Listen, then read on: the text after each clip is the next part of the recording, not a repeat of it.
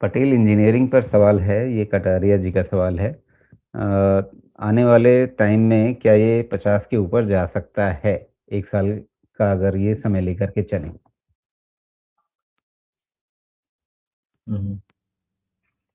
P for Patel and P for 50। तो दोनों match नहीं हो रहा। दोनों मैच एक्चुअली नहीं हो रहा। देखिए, ऐसा है कि इसका प्राइमरी ट्रेंड ठीक नहीं है। ओके? तो जब प्राइमरी ट्रेंड ठीक नहीं होता है ना, तो ज़्यादा होप नहीं रखना चाहिए आपको। 50 जाने के लिए ना, इनका सबसे जरूरी है कि एटलीस्ट 40 के ऊपर सस्टेन करें। 40 के ऊपर सस्टेन करा तो फिर आप अपनी आशाएं बढ़ा लीजिए, और जो भी आपका नियरेस्ट पॉइंट है फॉर द मोमेंट, अभी चाहिए 27 है, वो आपका रिस्क मैनेजमेंट जोन होता है, हो सकता है। उसके पहले मुझे इसमें ज़्यादा होप नहीं है। मैं ये भी कहूँगा कि थोड़ा एक्सट्रीम केयर रखना चाहिए ऐसे ऐसे स्टॉक्स में। पटेल का थोड़ा सा मैं नंबर्स देख लेता हूँ। पटेल इंजीनियरिंग, क्या इशू है इसमें और क्यों है?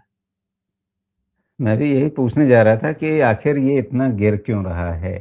नंबर्स इसके अगर आप सेल्स ग्रोथ देखें तो ऐसी कोई बुरी नहीं है। प्रॉफिट ग्रोथ सेल्स से ज़्यादा ही अच्छी चल रही है, ठीक चल रही है।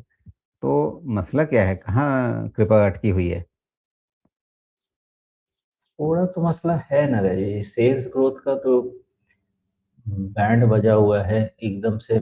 सेल्स डी ग्रोथ नहीं है, डी ग्रोथ के कगार पे है। रेट ऑफ सेल्स ग्रोथ में बहुत बड़ा नुकसान है। मार्जिन्स भी ऑन द लोअर साइड आ चुके हैं, और इस कारण से आपका इसका वैल्यूएशन बहुत सप्रेस्ड है। लेकिन वैल्यूएशन भी इतना कम है, इससे कितना रिस्क लिया जा सकता है? बहुत ही कम वैल्यूएशन है। एक कारण इसका यही समझ में आता है कि इसके सेल्स के ग्रोथ का एक नंबर पे काम नहीं किया जा सकता। वो इंजीनियरिंग स्टॉक है ना, इनके कॉन्ट्रैक्ट आते कहाँ से हैं? मुझे पता नहीं है इस कंपनी के बारे में, कॉन्ट्रैक्ट कहाँ से आता है वो ज़्यादा समझना जरूरी है। ओके, हाइड्रो रोड्स इसमें ज़्यादा है तो ठीक है जी। ऐसा है कि इनकी रेवेन्यू में तो वोलेटिलिटी रहेगी, क्योंकि काम ही ऐसा करना है। तो इस कारण से इनका वैल्यूएशन सप्रेस्ड है। ऐसा नहीं कि एक्सपेंशन नहीं हो सकता है, लेकिन ये सेगमेंट में अभी वैसे भी आपका प्रॉफिट पूल गिरा हुआ है। तो जब तक इसका सेल्स ग्रोथ शुरू नहीं होता है, और अगर डी ग्रोथ हो गया तो यहाँ से भी पिटेंगे। तो दिसंबर क्वार्टर रिजल्ट का तो पहले वेट जरूर करना चाहिए, और अर्ली इंडिकेशन के लिए अब तो वही है कि नंबर्स वहां पे वैल्यूएशन इतने खराब नहीं है, बट सेल्स और प्रॉफिट के नंबर उतने इनकरेजिंग नहीं है। और जी। रिटर्न रेशियोज ठीक ठाक है, बहुत वैसे माउथ वाटरिंग नहीं है। तो रिस्क ज्यादा वैसे वैल्यूएशन स्टैंड पॉइंट से तो मैं नहीं कह पाऊंगा कि मुझे दिख रहा है, नहीं दिख रहा है। बट अगर मैं, चूंकि अपना दूसरा एनालिसिस में लेके जाता हूँ, तो ये कहता है कि ये ठीक बात नहीं है, मतलब ठीक नहीं है इनके साथ। जब तक 40 रुपया नहीं निकले तब तक इन पे ज़्यादा दिमाग लगाना बहुत अच्छा नहीं है। शॉर्ट कवरिंग पॉसिबल है क्या?